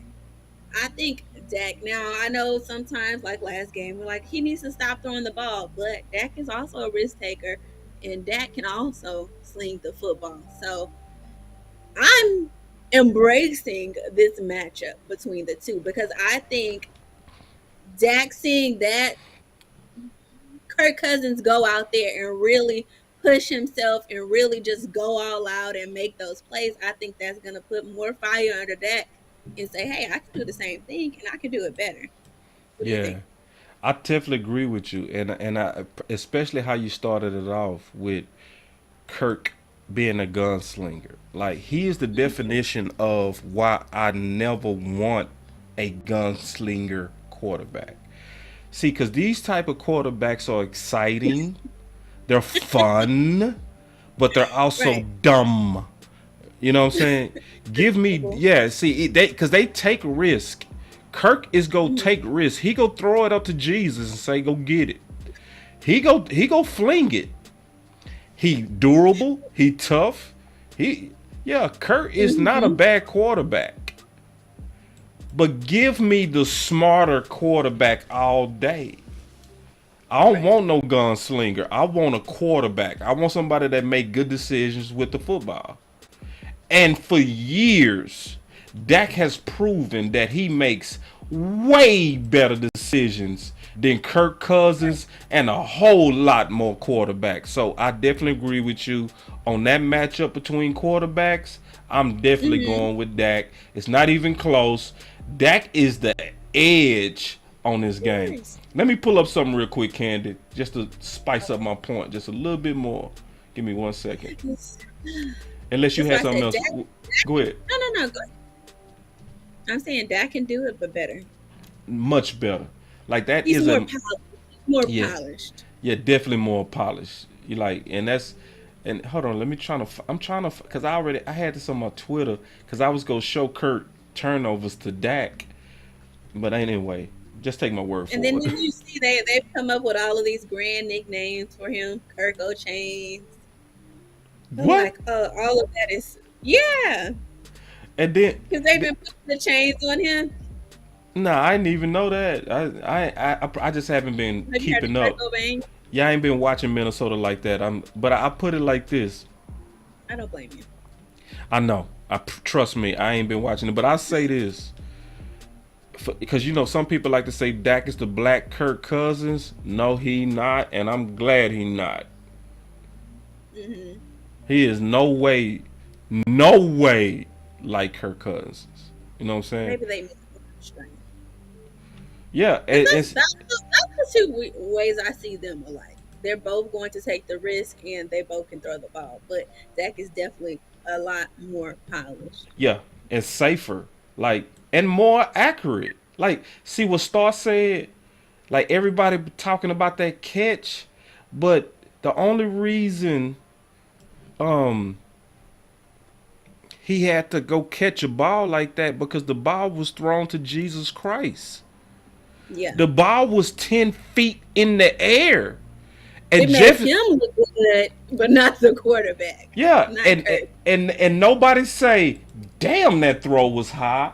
I guarantee if it was Dak, they would have said the receiver made the quarterback look good on that one. Yeah. Yeah. But Jefferson came down with that crazy catch, but it was a trash ball. Garbage, boo-boo. All right, what's the next matchup? Dalvin Cook, running back, and Alexander Madison versus our linebackers, LVE, Parsons, Anthony Barr. I'm going with us this time. I'm going with us if we make the adjustments. Oh, that's well said. Well said. You said it better than me. Dalvin Cook has been a problem in this league, and if we don't make those adjustments, he's going to continue to be a problem on Sunday. So if we make those adjustments, including, what you said, yeah, then we'll be okay. But we can't let him attack that outside edge or he's gone. That's well said. I can't fight that. I would go with us, well said, if we make the adjustments. Because the key adjustment last year, to your point, and we already got the film on this, was when they moved Micah to linebacker. And he did his thing. Mm-hmm. So, on the matchup, if it's the matchup of Cook, if it's the matchup of Cook versus LVE and Madison versus LVE and Barr, give me Cook and Madison. But if you throw Parsons in that and he in rhythm, I'm cool. Parsons go off like he did last year. He go off. You know what I mean? He go stabilize the linebacker position. So you right. You said that better than anybody can say it. That's going to depend on the adjustments we made. What's the next matchup? We have Jefferson and Diggs. I love to see it. I'm going to go with I don't know. I'm going to go with Diggs because we just kind of said it. We made our own point that Kirk Cousins, yes, he can sling the football, but he's a little bit of a loose cannon. And if that isn't accurate, they were able to pull that off against their last team, but they can't try that ball everywhere. Hey, Jefferson's gonna go up and grab it, because we all know that Diggs is capable of going up and grabbing. I'm gonna go with Diggs too. Yeah, and I'm a fan of Jefferson. Like I like Jefferson. Yeah. I've always liked Jefferson. Jefferson was my number one receiver coming out of the draft. Mm-hmm. Like a lot of people say, nobody knew Jefferson was gonna do that. No, I did, and I said it. It's in my book. I did videos on it. Like, no, I wasn't surprised. It was always very. No, that boss said it first. No, it's facts. It's facts. Yeah. Like everybody be like, Jefferson, where he come from? You know what the saddest thing about Jefferson? He was always the best receiver, and everything always said it. He had the most production. He played in the biggest games. He also had the best pro day. He had the best combine. He didn't drop not one ball in the combine. And the only question they had was his 40. And when he ran that 40, and I said, and I ain't gonna never forget, he was getting ready to run that 40, and he said, I don't think Jefferson gonna do good. Oh, he run 4.45. Yeah. So now, but I said all that to say this. I still go rock with Diggs because Diggs is having his best coverage year. Yeah. And that is, go ahead. Sorry. No. Add to it. I'm gonna remember my point. No, I'm just saying, if they don't take notes from Green Bay and not throw to the side of the field that Diggs is on, because Green Bay was like, stayed away. What? Yeah. What? There's somebody over there. Where? Who Diggs? Who is that? We don't know him. Yeah. We're not over there. So they just completely shut out the option of throwing. Facts. Somewhere. Yeah, they ain't do nothing. So then, okay, can I add one more? Because see, we didn't add this matchup, but I'm going to add it now. I'm going to go ahead and add it right now since you said what you just said, because I can't fight what you just said. Jefferson and Thielen versus, you ready? Because we getting ready to see this, and I think you're right.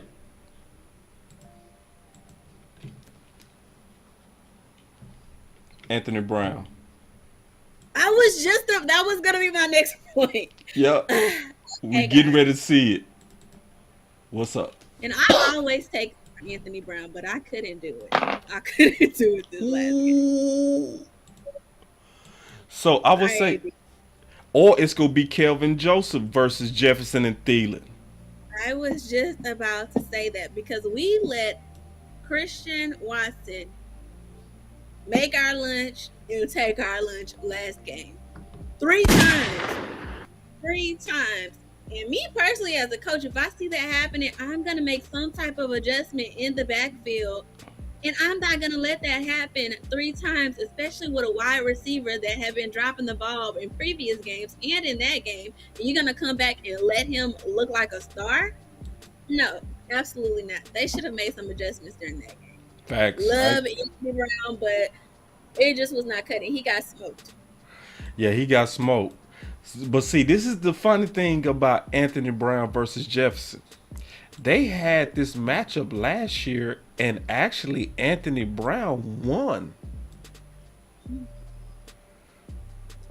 He won. The problem is Anthony Brown is starting to trend down to his normal historical womp level. Because he has started trending upward. He started progressing. Yeah. Now he going back down. But yeah, this wasn't his greatest game. Nope. And I would say the last 3 games. One of the things that's why, because last year I said this and I stayed true to it. Everybody can hold me accountable to this. Because I was on Anthony Brown head even last year. I said I'm going to get off Anthony Brown if he can perform well versus Thielen and Jefferson. And I ain't even talking about 100%. I'm talking about stop them at least 50%. I mean, I don't think you can stop them 100%. No. But if you can stop them 50%. Huh?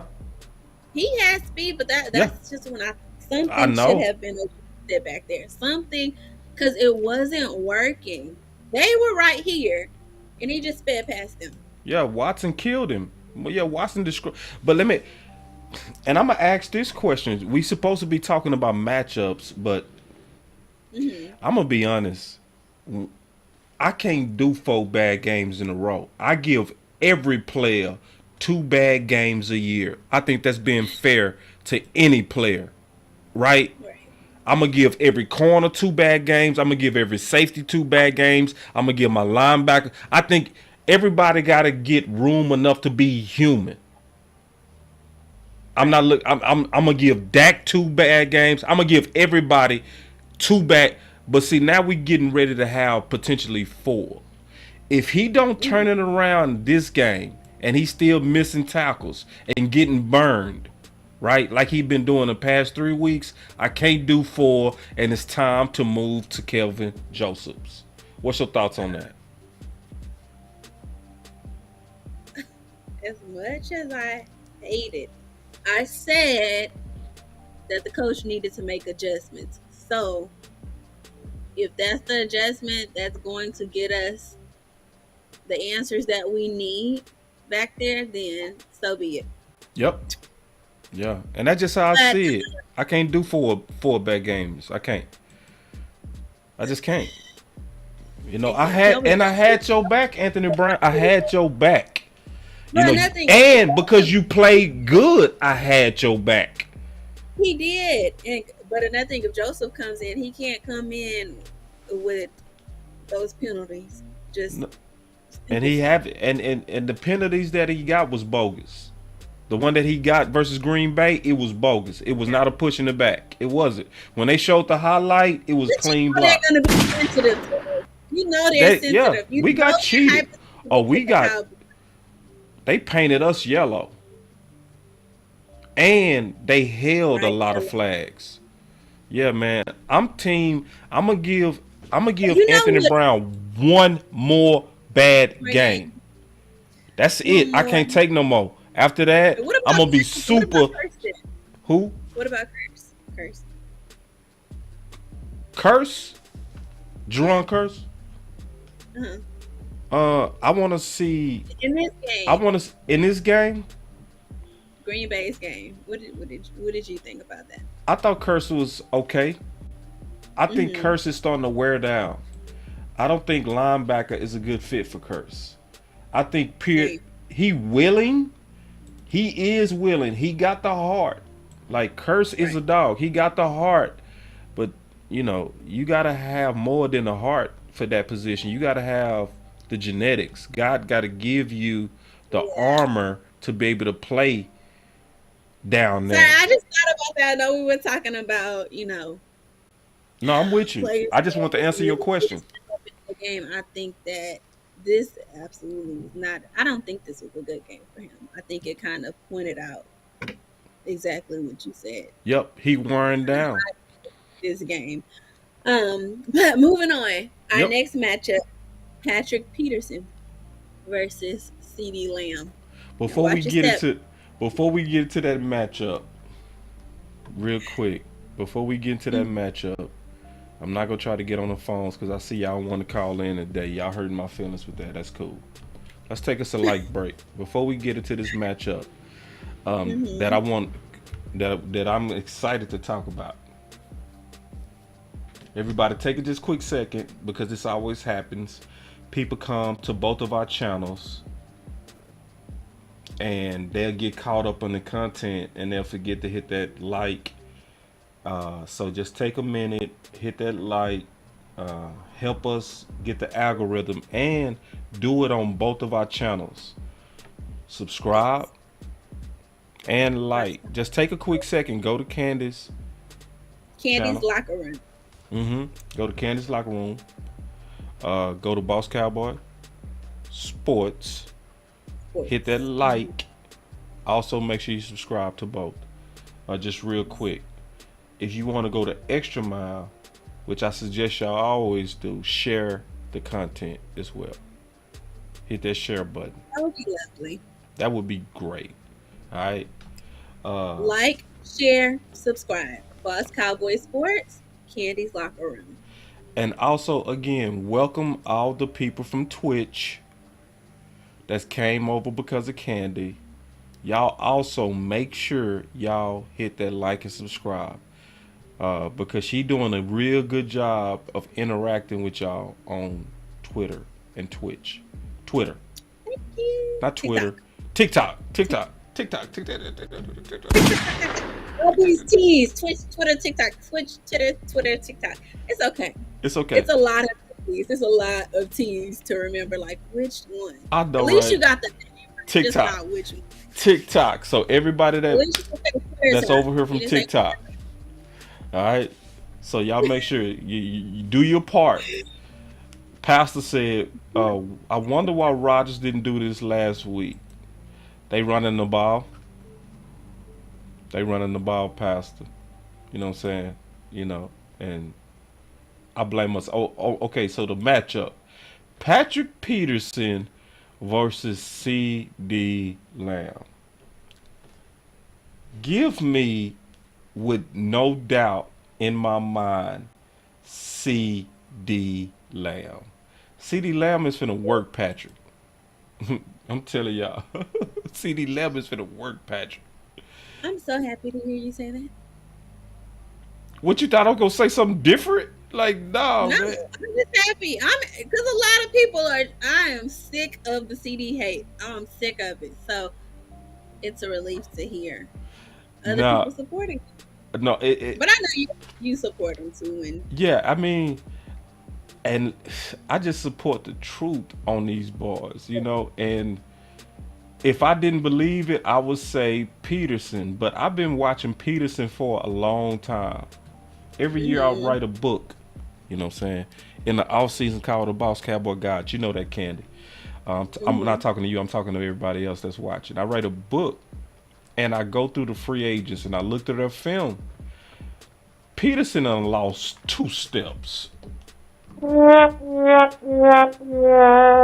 He is not even close to what he used to be. He not. Is he making plays? Yeah, he made some plays. He got some interceptions. But I hope to God that they go single coverage on CD. I will bet anybody, any money, that CD is go cook him. Yeah, he go cook him. Remember I said it. Cause yeah, he is not who he used to be. That's it. I'm just being honest on my assessment of me really breaking down Patrick Peterson. He is Patrick Peterson by name only. He is a shell of himself. I'm just telling you. That was harsh. It's real. He is a shell. Now, do he still have football instincts? Yup. Can he make plays in his older age? Yup. Yeah. What's your price? Okay, Kevin. I bet you $50. I will bet you $50. I'll bet you $100. You saying what? Ooh. Well, hold on real quick, Kevin. Listen, Kevin, bro. If I make this bet with you, bro, you gotta pay too, dog. For real. Yeah. If I make, listen. When I make bets, bro, I pay. So I'm just letting everybody know I'm willing to make this bet on this matchup.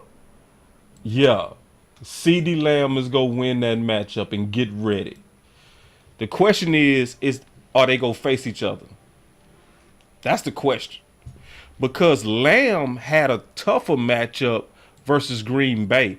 Alexander is better than Peterson. And CeeDee Lamb ate Alexander lunch. Hold on real quick. That's the wrong film. That's Odell Beckham. I'm trying to figure out the.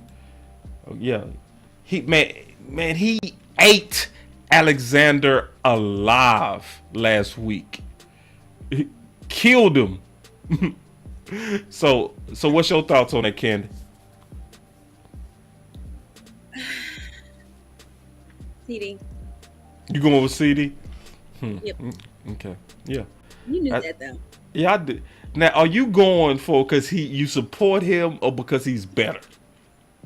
He's better. Yeah. Okay. Cool. And I know he's going to keep proving it. Like everybody overlooked it. I think this will be the game where they can't overlook it. He's going to put it in their face. I think you're right, man. Going back to what we said earlier, CD needed that big. Oh, and look at that throw and catch. Look at this throw by Dak. Balls be tripping. Man, look at that. That is no separation, and Dak fit that in there. Really, they kind of over the shoulder grab, like. Ooh, look how the accuracy. There's no separation, and whoop. Ooh, you could. Oh, that catch was money too. Yeah, man. Over the shoulder. Man. Mid run. He didn't break his speed not one time. He needed this game. CD needed the game he just had on Green Bay. So I'm with you. I feel, yeah, you know, because you're right. That one, and the next one will be the one to support. Yeah, because when I ain't gonna say if, when he go out there and kill Minnesota, people go start finally saying, okay, CeeDee Lamb a number one. Because I already know he a number one. He not a high level number one. He's a bottom tier number one, but he's a number one. Look how he killed Alexander right there. That's 5 yards of separation, Candy. Look at this. Yeah, I know Peterson make plays, but CD gonna make more plays. Look how he shook. He shook. Killed him. Look how he shook 23 back there. Oh yeah, he killed Alexander. And this is the one to where he actually read the coverage right. All right. And that's what he's supposed to have done on the interceptions. You see how he went flat across the safety's face? Notice Dak was already throwing that ball, and it was automatic. You know what I'm saying?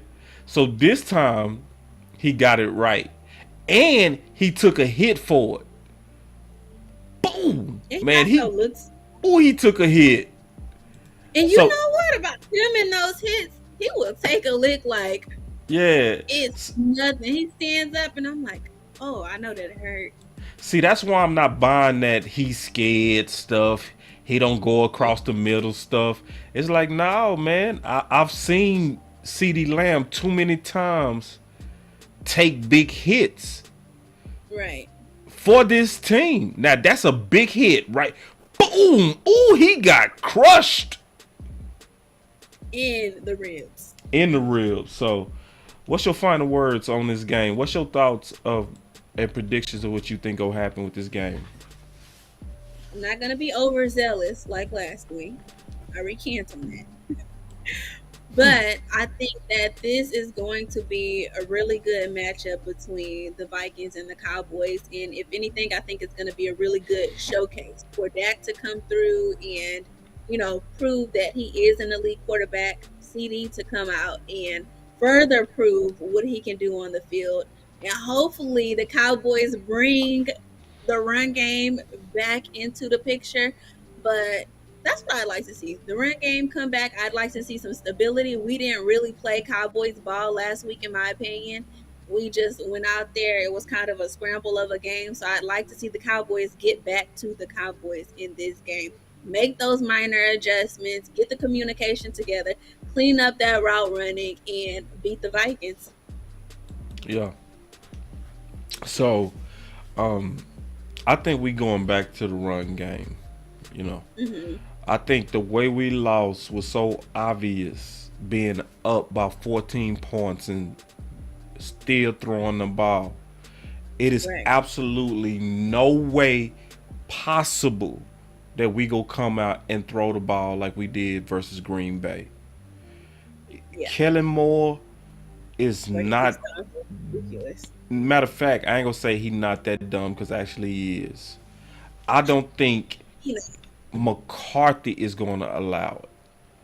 And that's also why I think he said what he said today. When he said and made it clear, one of the things that I focus on during the games is to make sure that these guys, and he was talking about Zeke and Pollard, get their touches. So the way that we emphasizing it this week, I do feel like at least this week we're going to run the ball. And I do believe Pollard and Zeke will get 30 to 35 touches this week. Going forward, I have no idea what Kellen Moore is going to do. But for this game, I think we're gonna go back to our identity. I also think Sorry, I also think and expect we to have a much better performance versus the run.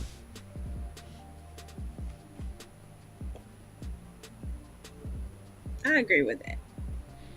I think this is a week. I think, And if we don't, Coach Marv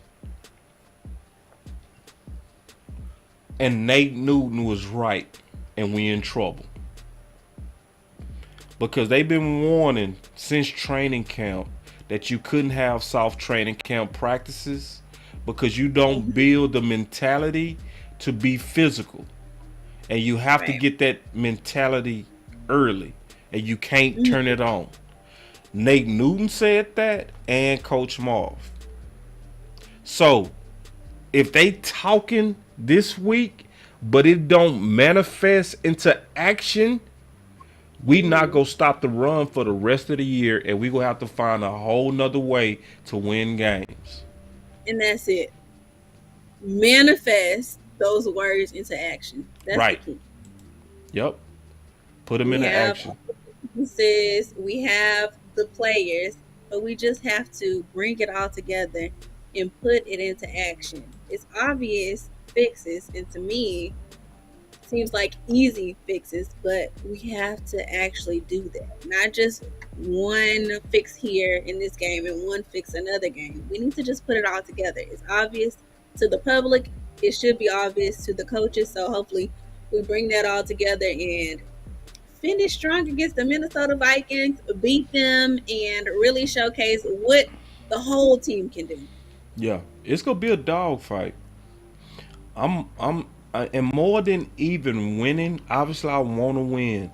I want us to win, but I also want to see, are we fighters?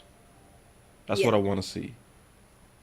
I don't want to lose, but I definitely want to see a fight. I want to see fight from both sides. I want to see physicality on both sides. A lot of it. Because this game has playoff implications on it. And we might see this team again. So I wouldn't mind. So so plug your channel, Candy, and then we out of here. All right, Candy's Locker Room, CANDYS Locker Room on YouTube and everywhere else, Twitter, Instagram. Don't forget to like, share, and subscribe. But yes, come on over to Candy's Locker Room as well as Boss Cowboy Sports. Subscribe to our channels. And we appreciate you so much. And see y'all next Thursday. Don't go nowhere, Candy, if you don't mind. Appreciate y'all, man. Thank y'all for coming in and rocking with Boss and Candy. It's always fun. Your voice matters.